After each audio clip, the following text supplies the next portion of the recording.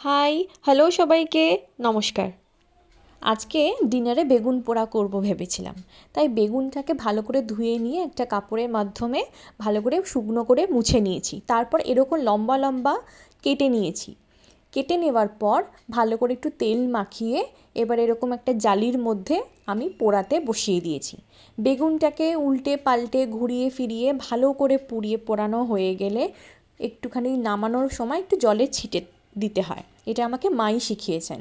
এরপর খোসা টোসা ছাড়িয়ে নিয়ে ভালো করে চটকে নিয়ে গরম তেলের মধ্যে কালো জিরে, পেঁয়াজ কুচি, একটু লবণ দিয়ে ভালো করে নাড়াচাড়া করে রসুন কুচি, কাঁচা লঙ্কা কুচি, টমেটো কুচি দিয়ে ভালো করে মিশিয়ে আমি এখানে সামান্য একটু হলুদ দিয়েছি ভালো রঙের জন্য।